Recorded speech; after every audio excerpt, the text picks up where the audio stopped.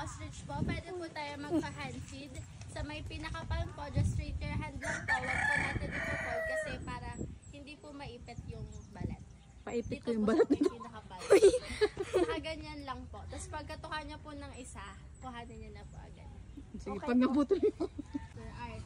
Mas malakas po ng 10 times yung sipa Te, may nahihirapan, te. Then meron po silang 3 stomach. Pagkatuka po, tanggalin na. Uy, gagi.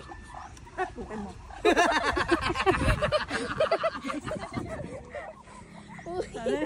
Isang kain niya lang. Ikaw na. Ito, ikaw. Ganyanin mo lang. Oh, may tae. Mahal ko buhay ko eh. Ano? Siyan. Hindi siya masakit.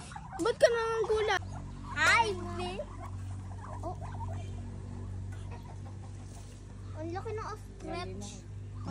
Sa? Ganyan. Dali. Uy, ito lang. Hindi naman masakit. Hindi na ako takot. Dali na. Siya yung matatakot sa'yo eh. Dali na. Nakakatakot eh. Wala naman. Babe. Trimigan to. Ayoko din. Yung gender po nila, makaklasify po natin based po dun sa bukol sa may ulunan.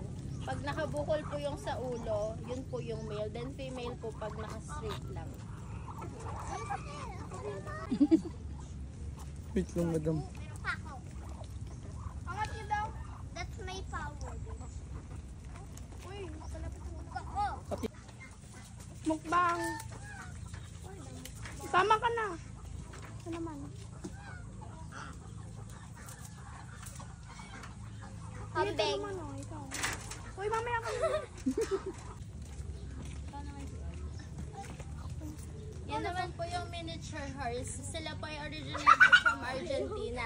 Then ginagamit po sila pang guide for 2 to 4 feet lang po.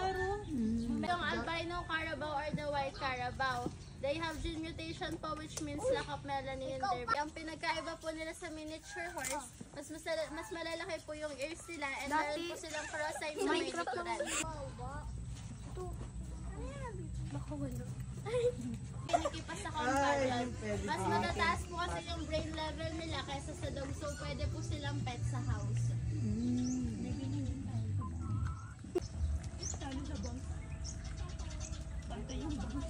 Originated from South Africa. Kilala po sila sa kanilang rectangular pupils kasi ito po yung ginagamit nila for night vision. So, good afternoon po, ma'am, sir. Magkakaroon ng po tayo ng katinay picture po dito po sa ating camel at sa heart po. Habang pinipits po natin yung mga ducks po natin. Isa pa. Sa parabet ko.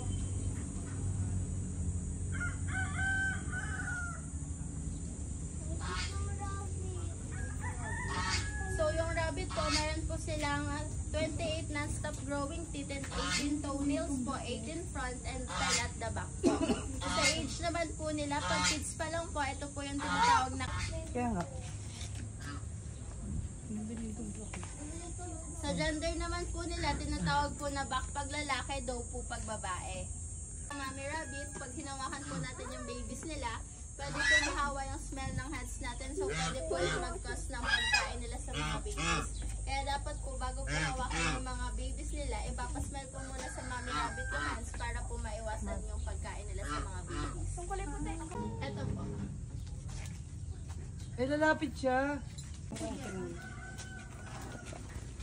Po pag para kids, pag namatay po yung isa, yung partner niya, na-reach pa rin po yung lifespan. Nalulungkot yun. Ang galing ngayon. Alas kayo dyan. Try mo ka siya. Video mo, video mo. Hi, cutie! Ano mo dito, Ike? Yan na kaya siya. Uy, siya po kasi kamay. Kamaya na yan sa'yo. Gusto mo. Alam na talaga sila, no? Oh, gusto mo umawak ng caterpillar? Don't worry po, harm reach their desired size. They go up and hang themselves. Hinahang lang po nila ng bees, and then nag-harvest po ng honey. So, hindi po sila nakakulong. Kung we call it batugan, that's the male. So, wala po itong ginagawa. Kasi naglaw ng ML, Roblox, Minecraft. Hindi, joke lang.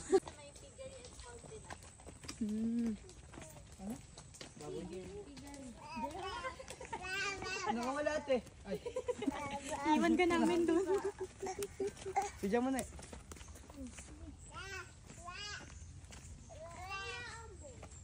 Dito naman po may pet cemetery po kami. Open po siya for public. May fee lang po na 5,500.